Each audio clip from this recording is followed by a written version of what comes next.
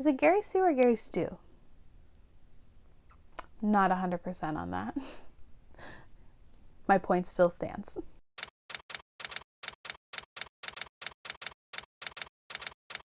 Hello YouTube, my name is Isabella and today we're going to be discussing all the books I read in September. September was an interesting month. It was the month I planned on returning to YouTube and that didn't work. I was very tired and had no energy, and I also barely finished my TBR. I technically had one outstanding book, which is a graphic novel, so not really holding it against myself, but September was hard. I had a lot of big books to read and ended up getting through 9 books total, which is a little bit less than normal. There were quite a few books that I really enjoyed and a couple misses, so we're going to discuss them now before they slip any further out of my brain, because again, I'm behind on this wrap up. The very first thing I finished in September is The Blade Itself by Joe Abercrombie. This is the first book in the First Law trilogy and in Joe Abercrombie's greater world, and I've been intending on reading him for quite some time now, and I enjoyed this quite a bit. I really loved our characters here. Super loved them. Thought they were very compelling, very interesting and unique, but there is absolutely no plot in this story. I am a character-based reader and I loved these characters, and that's why this book stuck out to me, but I got 400 pages in and I was like, what's the plot? What's the point of this book? I'm not entirely sure. It did feel like a lot of setup was happening, but I am excited to continue on in the rest of the series. I really enjoyed Joe Abercrombie's writing and the way he told the story. I'm very interested to finish out the series and continue on. I gave this 3.5 out of 5 stars. It's really good, really solid, definitely a setup book. I liked it. The next thing I finished was Certain Dark Things by Silvia Moreno Garcia. This is a book that was already published, went out of print, and is republished by Tor, I think. And I got the arc of it and enjoyed it for what it was. This is definitely out of my comfort zone. It is a alternate history book in which there are different subspecies of vampires, but the world knows about them, and it's set in Mexico, and it's also got some crime noir feels. It was very stylized and I quite enjoyed that. It's especially surprising because I do not like crime things at all. I cannot stand the disillusioned couple. I never like those sort of storylines, and while there is a side character that fits the bill, they weren't big enough to really bother me, but I did like the setting. I liked the way that the story was conceptualized and visualized a lot. I was really intrigued by the various different vampire lores and how each type of vampire is very unique and has their own cultures and systems and even the way they feed. I loved all that stuff. I would take a book about all of that in a heartbeat, and honestly would have maybe even liked the story more if it was about that, but that's just my personal tastes. I thought our characters were fine, but it's really not a story about the characters. It's like a horror survival thing over a short period of time. I thought there were way too many perspectives for how short this book is. It's paced very fast, and while I got through it quickly, the amount of characters that we flipped through I thought were unnecessary. There is definitely a perspective that could have been lost entirely, and you wouldn't have lost any part of the story. And the final thing that I was so struck by with this book is how similar it is to an ending of the other Silvia Moreno Garcia book I read. It's weirdly similar, and the books are not alike in the slightest, so it was just kind of weird. But anyway, I gave this 3.75 out of 5 stars. I enjoyed it for what it was. Definitely out of my comfort zone. Oh, and this book is not at all for the squeamish. I also forgot to mention content warnings are now listed down below in the description to save on runtime and possible spoilers. So listed in my description box. The next thing I finished is one I have very mixed emotions on, and I hope to do a review for it at some point in time. I have the review planned, just have to film it. But that is Son of the Storm by Suyi Davies Okungbawa. I don't really know where to start with this. It's the first book in an adult fantasy trilogy, and it's set in this like city-state sort of, where our main character is a scholar, and then he discovers a warrior wielding a magic that shouldn't exist, and he basically has to go on the run because of it. And the longer I've sat with this book, the more and more I've disliked it. When I first completed it, I was like, that's okay. It was fine, not great, but I can see why people liked it. But the more I think about it, the more I dislike it. Specifically because I really did not get on with our main character. I struggled with him a lot. I did enjoy the world building and setting. I also did not enjoy the plot. It became a very run-of-the-mill survival story, and it just wasn't very interesting. I did like the power struggle aspect of words are not working. I liked the power struggle aspect of the plot more than like the survival stuff, but even the power struggle stuff I had some critiques, and there's some really weird shit with pregnancy in here. So yeah, maybe check out the content warnings for that, but that stuff made me feel kind of weird. Check out my review for hopefully more streamlined thoughts if I ever post it. I gave it 3 stars, but it's currently looking more like a 2.5 or a 2-star at this point in time. I also completed The Empire of Gold by S.A. Chakraborty. This is a reread for me, and it's like, this is my favorite series of all time, and I wanted a bit of comfort, so I decided to listen to the audiobook.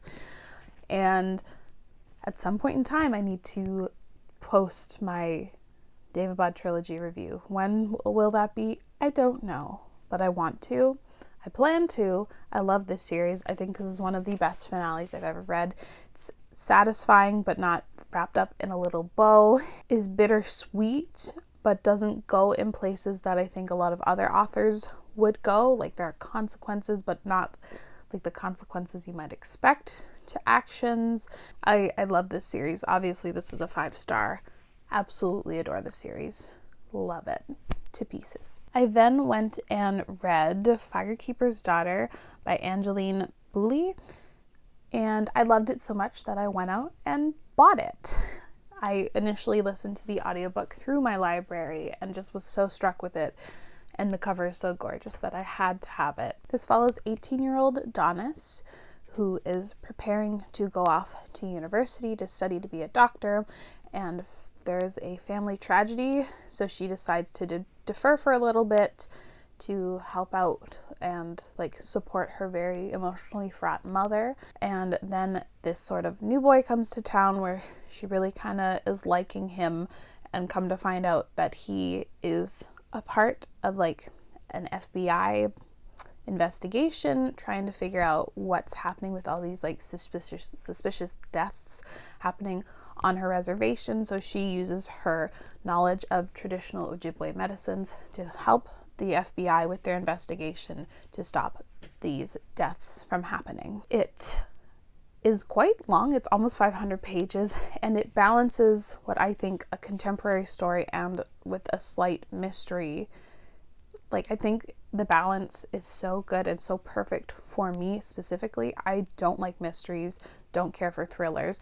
So this synopsis always sort of scared me, but it definitely is following the main character and her life, and how certain events and like the mysteries unfold affect her, and how she chooses to try and work towards this for like her own reasons. It's not like there's significance behind the mystery, and it's not just like, ooh, we want to figure out what's happening. She is motivated to figure out what's happening because it's affecting people in her community, and that sort of take on a mystery I really enjoyed. I really loved our main character. She's a very distinct voice. I think there are a lot of great topics and themes explored in here. This is why I still will pick up YA. It's stories like this that I find so unique and fresh and just special. I don't love YA the way I used to, but there are certain gems that really stick out to me, and I absolutely love this book. Such an interesting take on a mystery, and if there are more books like this that you know of, I would love to know, because I think this is just fantastic. I loved it. I gave it 5 stars. The only teeny little thing I could critique about it was I found it very difficult to figure out what era we were set in, and it took me honestly an embarrassingly long time to figure out that this is set in like the 2000s, because it could have been a couple different eras at certain points in time, but I loved it. I don't want to talk about this next book, but it's time we just talk about it so we can get over it, so hopefully I never have to talk about it again, because I fucking hated it. And that's Dune by Frank Herbert, right? It's Frank, right? So I went into this book a little scared, a little cautiously optimistic, and it blew up in my face. I wanted to read it before the movie comes out, because it's not out yet in Canada. It's coming out in October sometime, and I was very excited for the movie. I hated the writing style for so many reasons, and not because it's like written the way classic sci-fis were. I couldn't stand the fact that we have all the characters' thoughts just popped in there randomly to explain things that could have just been explained throughout normal text. Couldn't stand the characters, couldn't stand Paul. This book is also very, offensive. I understand it was written in the 60s, but it's pretty racist, xenophobic, islamophobic, homophobic. You can fill in the blanks. So much of it was dicey and questionable. I understand how this is a formative story. I get it. I understand how a lot of people were inspired by this, but it doesn't mean I have to like the source material. In theory, I could have liked some of the stuff that was done in here, but I just also think that the story focuses on the wrong parts for so much of it. It's so, the book itself focuses so much of what's set on the one planet, but then in the background, very briefly, we sort of hear the politics that are affecting what's happening on the one planet. And it's so weird to me that the politics aren't focused on more. It's just not satisfying, especially when they talk about one character, the Emperor being the be all and end all of making all these decisions, but he's not really mentioned enough for any of that to be satisfying. I hated the writing in both terms of the prose and in terms of the way the perspectives are done. All the time, almost on every single page, you have a character thinking something in their head, and it's constantly undercutting the pace of the story, the flow of the writing. I couldn't stand that choice as a narrative choice. I can't fucking stand Paul. If I hear any person talking about, I don't know, Rey from Star Wars being a Mary Sue, and in the same breath also likes Paul from this story, I'm gonna riot. If you want to talk about Gary Sues and characters who can literally do anything just by breathing and knows everything just by knowing, you have Paul. He is such an annoying main character. He has no flaws. He's 15 years old and knows everything and is the smartest thing ever. And I couldn't stand him at all. And then I have a feeling that people love Paul, but that in the same breath would critique Rey from Star Wars for being a Mary Sue because she hasn't earned anything. And stuff like that boils my blood. Paul is the ultimate Gary Sue, and the reasons behind him knowing things are kind of not great and offensive and ableist, and definitely has to deal with eugenics, but anyway. But what development is there when you have a fully functioning, fully developed, perfect character? How is that a satisfying perspective to read from in the slightest? I hate this book. The writing sucked. The plot was boring. The characters sucked. And it's offensive. I gave it 1 star. This is the worst book I've read this year by far. I hate it. And now I have no idea if I'm going to see the movie. I'm disappointed. Is it Gary Sue or Gary Stew? Not 100% on that. My point still stands. On the other side, I then went and read a book I thoroughly enjoyed, and Buddy read it with Kazan from Always Doing, and that's A Memory Called Empire by Arkady Martine. Thoroughly enjoyed this book. Really fun buddy reading experience, and was very interesting reading Dune and this at the same time. But anyway, this is the first book in a space opera duology, and it follows a main character who is an ambassador to this huge, essentially, group of colonizers and is trying to advocate for her colony to not be colonized by this giant empire, and also trying to figure out what happened to her predecessor who was murdered, but nobody really wants to talk about him being murdered. And we go on from there. I thoroughly enjoyed this. I think the world building is fantastic and unique and so well thought out. There's so much that you could pick apart. Really liked the main character and was very sympathetic to her plight.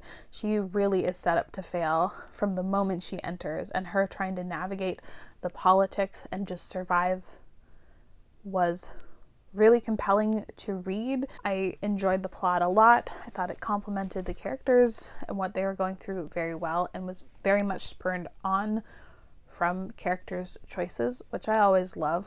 Really love the writing. My one big critique I have of this is that the pacing was a bit much. It is a little too like slamming on the gas pedal, no break in sight, and I would have appreciated a little bit of a break just as a breather to try and figure out a little bit what's going on, because at the very beginning a lot of stuff is like shrouded in mystery and it just doesn't stop. Breakneck speed the whole time, and I would have liked a little bit more. Cannot wait to continue on and finish out the series, hopefully this year.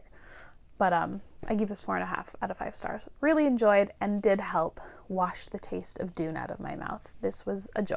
I also completed Hollowpox, The Hunt for Morgan Crow. This is Nevermore book 3, and I don't have any extreme thoughts on this other than I enjoyed it. It's a middle grade series. It's very whimsical, and as much as I try not to compare or even think about Harry Potter anymore, this series really is reminiscent of it in a good way, and brings me a lot of those childhood feelings, and doesn't make me sad, which is a nice thing because a lot of the time thinking about that makes me sad and angry. I enjoyed it a lot. I really like Morgan as a main character.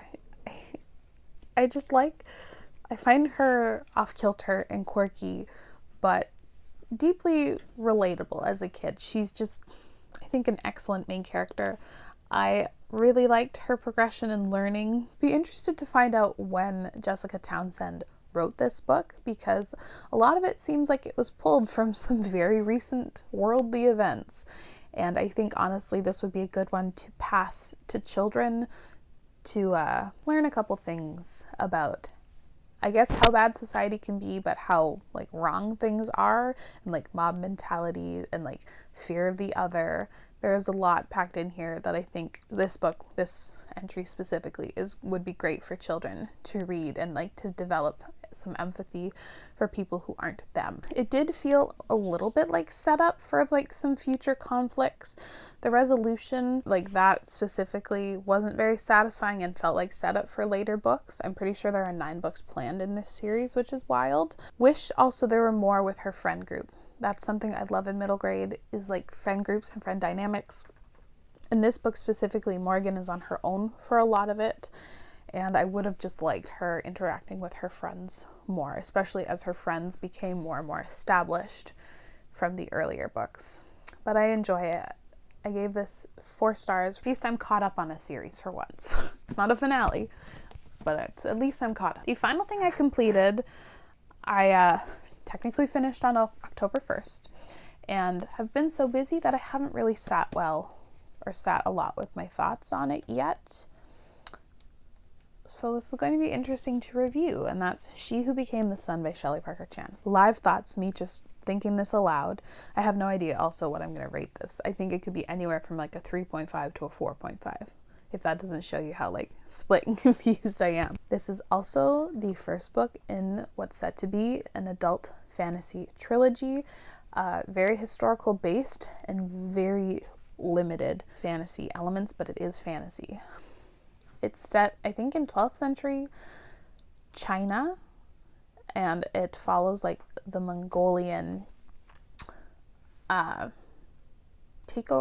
occupation of China, and you follow a young girl who at the very beginning of the story tell her that her destiny contains nothing, but her brother is set for greatness, and then her brother dies, so she decides she's going to take her brother's destiny and make it her own, and she joins a monastery, becomes a monk, and increasingly finds herself in a position of more and more political power. This one is very interesting because I love Zhu, our main character. I thought her plight was very interesting. Her navigating everything was super unique and interesting and compelling. There is an added perspective of like the Mongolian side and a character that I just didn't really care for, or I thought he was okay, but I just wasn't as interested in the Mongolian subplot. I constantly wanted to be with Zhu and witnessing what she was going through. I did like the prose and the way things were described. I think I had a good sense of the setting and what was going on, especially with something that is so deeply historical feeling. Like this almost feels like just historical fiction at times, and I struggle with historical fiction at times. So I think this is very well described. I am very interested to see the full character arc throughout the story, throughout the series. I am very intrigued by Zhu. I think this is a good first book, and I think the series itself has a lot of potential, even though this one has a little bit of like growing pains, just a little bit. I think certain plot points needed to be described a little bit more, and certain things could have been maybe, I don't know, fixed a little bit more. Maybe just the overall pacing fixed a little bit. This is a bit of a slower burn. I don't know. I did really like it. Maybe I also plan to do a full review on this one so I can establish my thoughts more. Currently, I'm going to give this a 4 stars, but it is a tentative placeholder rating. It is not confirmed yet. Hopefully I have time to do a review for it. We'll see. My schedule sucks right now. That is it for all the books I read in September. Very fantasy heavy month, and the month went by so fast and just like felt like it was slipping through my fingers. I just did not get to accomplish anything I wanted to get done.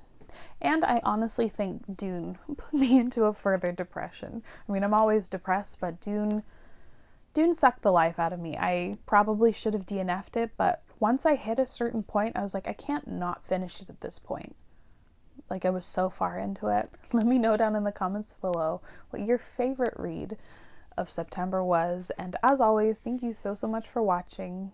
I really appreciate it, and I'll see you again very soon. Bye.